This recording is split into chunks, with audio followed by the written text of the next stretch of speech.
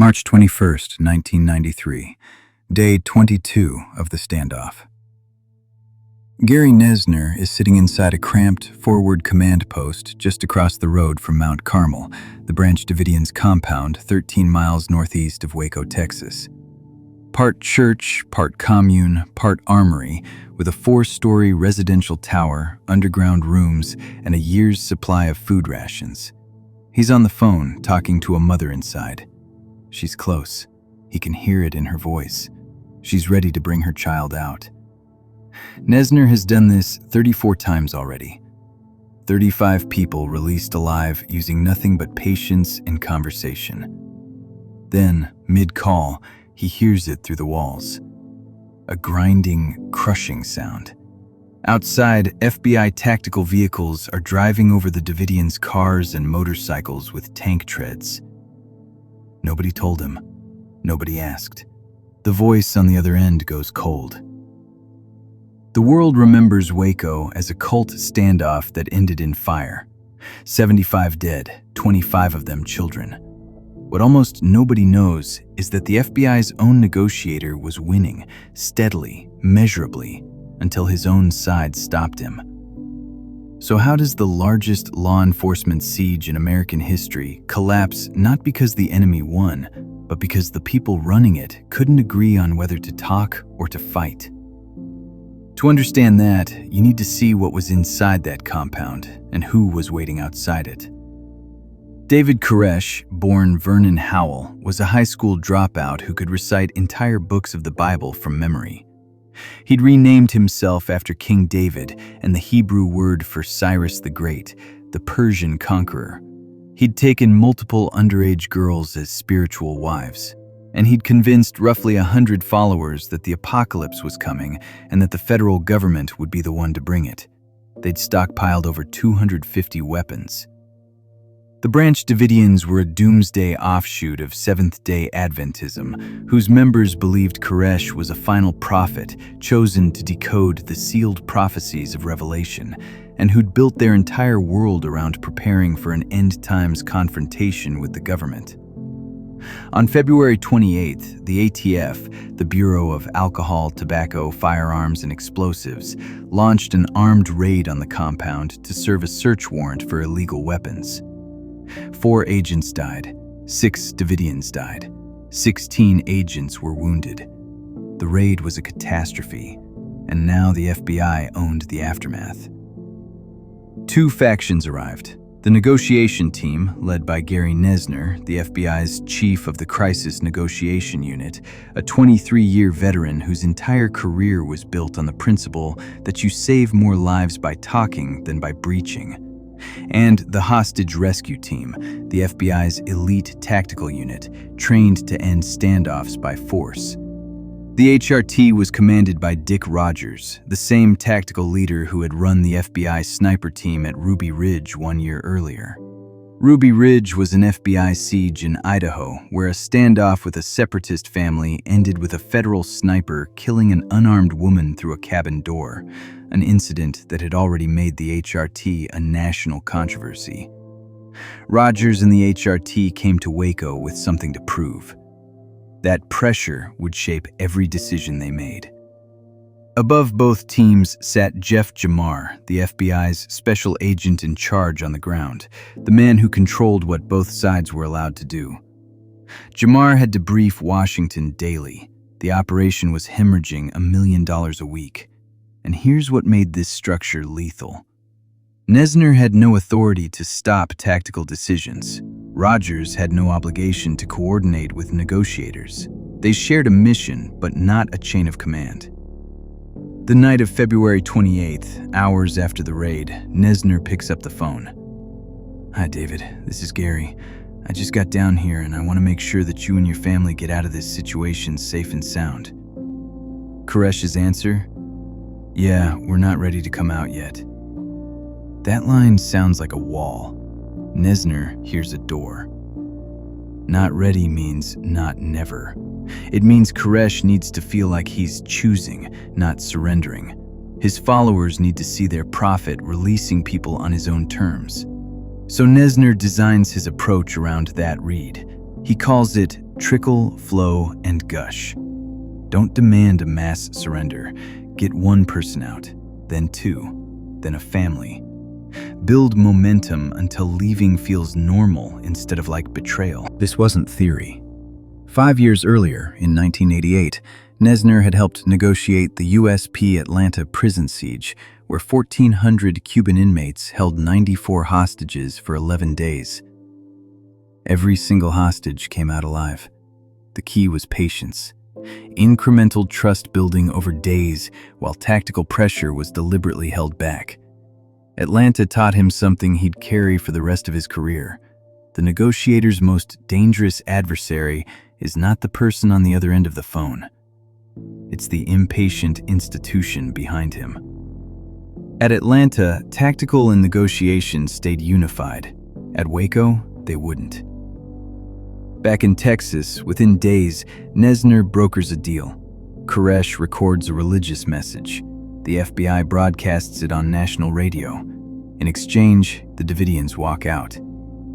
The message airs. Then Koresh reneges, says God told him to wait. Sounds like a disaster. But Noesner notices something the tactical team ignores. 19 children still came out. The strategy is working. It's just working slowly.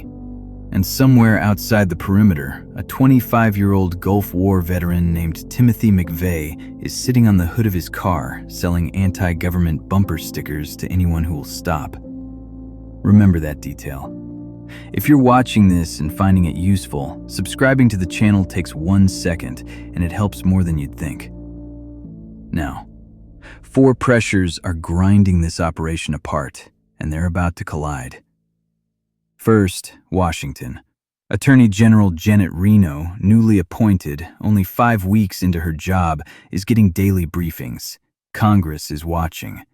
Every day the compound stands is a day the federal government looks powerless after 4 dead agents.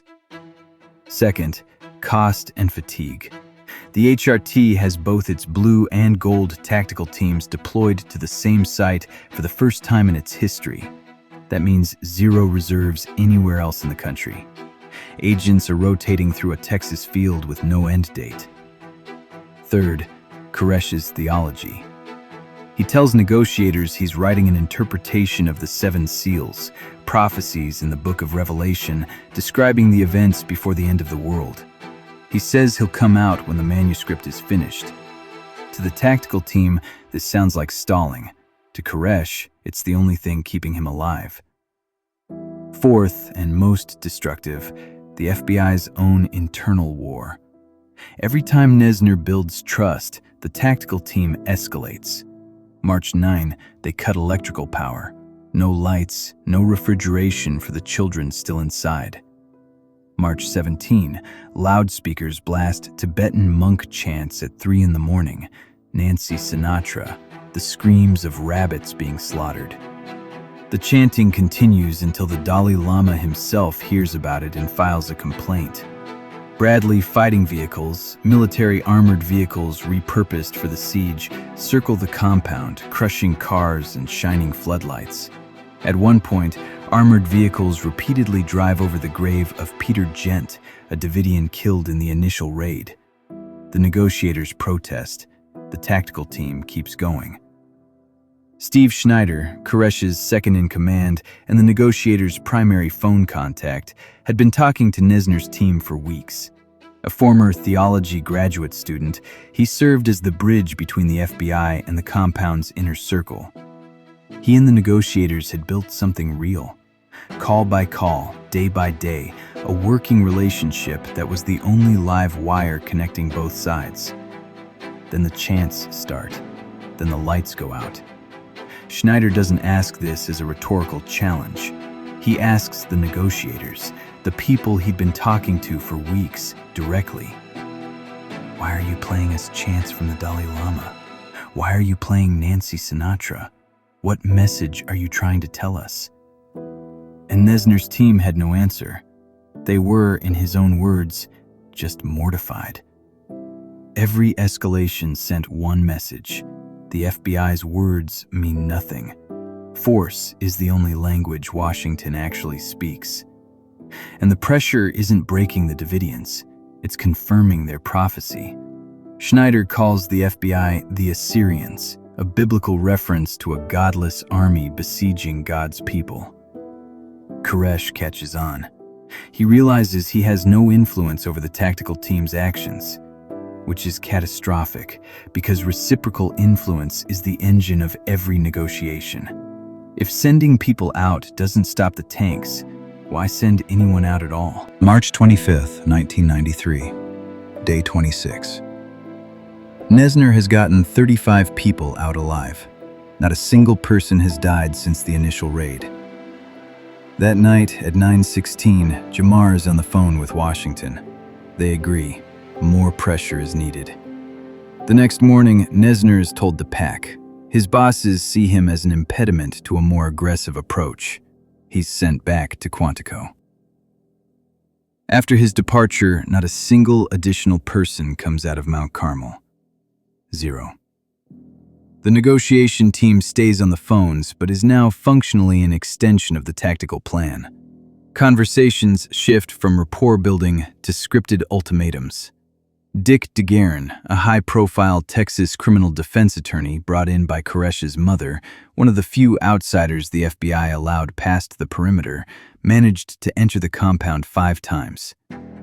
He finds Koresh intelligent, articulate, with visible gunshot wounds to his torso and wrist. DeGuerin reports that Koresh has agreed to come out after Passover, that a surrender sequence has been discussed. On April 14th, Koresh sends his last communication to the outside world, a letter saying he's writing his interpretation of the 7 seals and will exit when it's done. Scholars who later examined the partial manuscript confirmed he was genuinely writing it, but when DeGuerin tries to go back for a final appeal, an FBI agent turns him away. "We don't need you anymore." Attorney General Reno approves the CS gas assault on April 17th. CS gas is a chemical tear agent, banned in warfare by the Geneva Convention, but legal for domestic law enforcement, that causes burning in the eyes, skin, and lungs, and is especially dangerous to children in enclosed spaces. The plan calls for gradual insertion over 2 to 3 days. It doesn't go that way. April 19th, 6 in the morning. Combat engineering vehicles, military demolition machines originally designed for battlefield breaching, now repurposed here, begin ramming holes in the building and pumping gas inside. The Davidians fire back. Within 30 minutes, the entire building has been flooded. The 2-day plan is over in less than 1 hour. By noon, Mount Carmel is burning.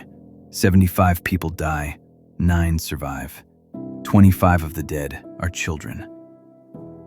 The FBI's official position was that the Davidians set the fire themselves. 3 survivors were later convicted of weapons charges. Koresh died inside. The investigation continued for years. McVeigh watched Waco from that hood. 2 years later to the day, he bombed the Alfred P. Murrah Federal Building in Oklahoma City. 168 people died. Noesner went on to negotiate over 100 more crisis situations without a single fatality. He never worked Waco again. 35 people walked out alive because someone believed that words, applied with patience, could outperform force. Then the institution decided patience was the problem. What happened next wasn't an accident. It was a choice. And everyone who made it knew exactly what they were choosing.